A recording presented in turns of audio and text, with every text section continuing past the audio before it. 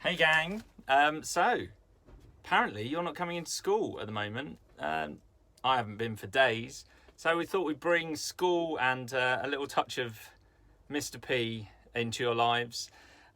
So if this works, if I manage to make it work, who knows? This first one, let me just go a little bit philosophical. I'd like you to get two things. First of all, we haven't finished. And everything you've done is worth it. And I'll show you why in a moment. And then the second thing is, in all of this, you must remember to give your head some space. And I'm going to show you that people have been trying to think about how to do that for about 2,000 years or more. Okay, so live from my shed, where all the magic happens, let me just take you on a little journey, why every little step is worthwhile. Okay. What I'm about to show you, it's not much, but it's mine. And here is my front garden.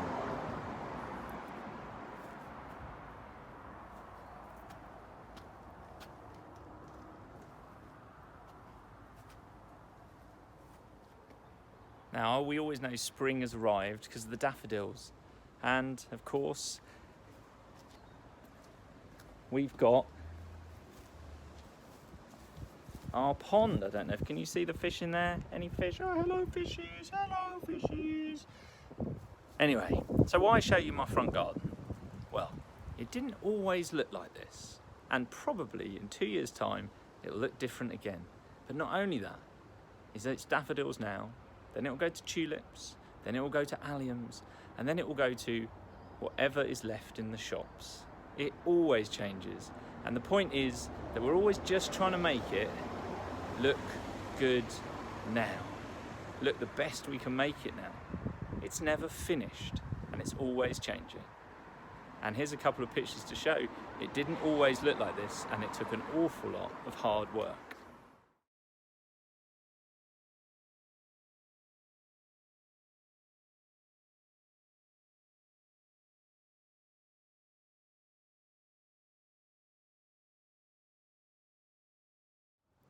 So, what started out as a boring old lawn and my neighbours wanted to turn into a driveway, I stopped them. And I get to sit here with the traffic going past and everyone looking, thinking I'm weird, nestled in amongst the glory of nature. The smell is beautiful. And the traffic is at least 3 meters away from me, so I'm allowed to isolate here. Anyway, that's the first thing. We haven't finished. You haven't stopped. Keep yourselves ticking over. Keep seeing the things that you can do differently, the things that you could change, the little bits of learning that weren't quite there, and keep going. And then next, let me tell you a thing about keeping yourselves sane. So, mindfulness is not new. Seneca, after which the illustrious online learning gadget thingy is named, was a Stoic philosopher in and around the year 0. And he had a lot of things to say, but in his philosophies, one book, On the Tranquility of Mind, where he is in conversation with his friend Serenus, he talks about how we should treat ourselves and our mind.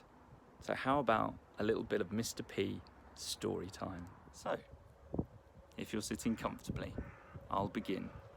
These are extracts from the book, paragraphs taken here and there, and obviously the whole thing read in completion, apart from the bit about wine, is almost one of my must-reads. But here we go. So some of the times he's talking to his friend, answering his questions. It's a foil used by classical philosophy an awful lot, because in a way all of Socrates' teachings are actually written by Plato, and as though they were in conversation with him. So they are remembered stories.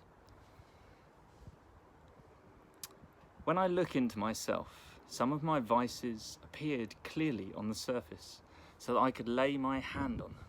Some were more hidden away, in the depths. Some were not there all the time, but return at intervals. It's these last, I would say, that are the most troublesome.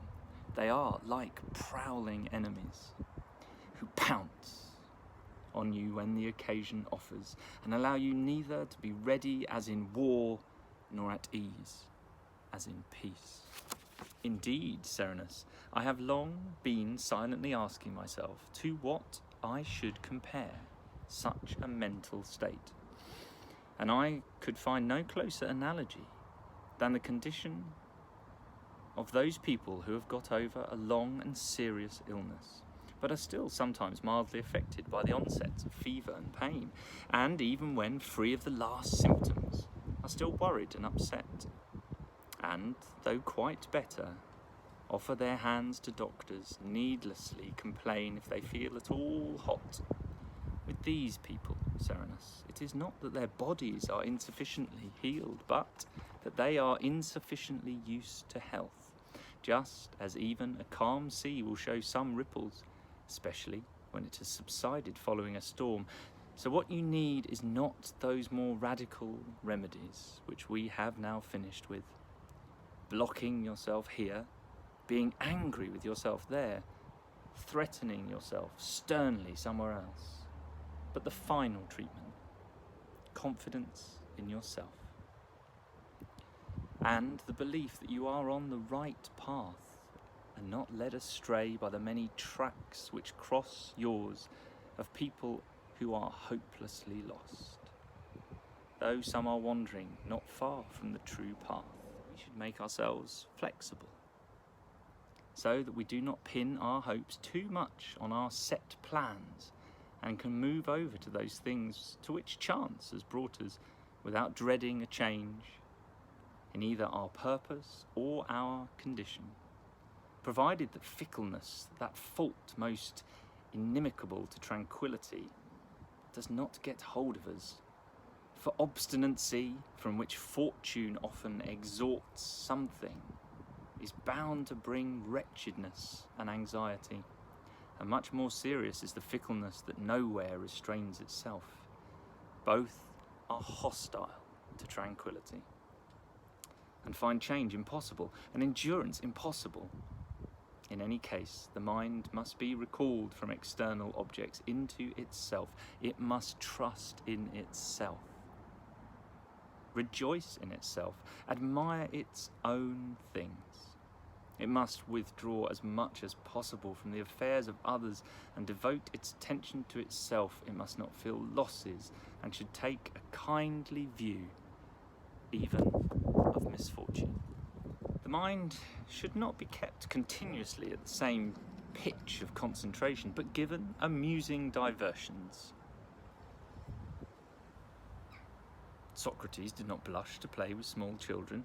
Cato soothed his mind with wine when it was tired from the cares of state, and Scipio used to disport that triumphal and military form of dance, not shuffling about delicately in the present style, when even in walking men mince and wriggle with more than effeminate voluptuousness, but in the old-fashioned, manly style, in which men danced at times of games and festivals without loss of dignity, even if their enemies were watching them. Our minds must relax, and they will rise better and keener after the rest. So, here you have, Serenus, my dear Serenus, the means of preserving your tranquility, the means of restoring it, and the means of resisting the faults that creep up on you unawares. But be sure of this, that none of them is strong enough for those who want to preserve such a fragile thing, unless the wavering mind is surrounded by attentive and unceasing care. Mindfulness, 2,000 years ago, styly. So we're nearing the end of my first, possibly only ever attempt at doing something like this. Two lessons. Give things a go, try and enjoy them every moment, even before they are finished, because we are never done. And secondly, look after yourselves. You are in here look after yourselves and others. And if you found this fun, helpful in some weird, strange way, Mr. P will come back and do something else. But I'll need your suggestions because, you know, I won't get all the answers in my shed. So until next time, perhaps, let's sign off. Ooh, now that's interesting. Maybe we could use that one time. Have a brilliant time at home. Look after your families. Look after each other. Keep using all the information we're sending out to you. And above everything else, kindness wins.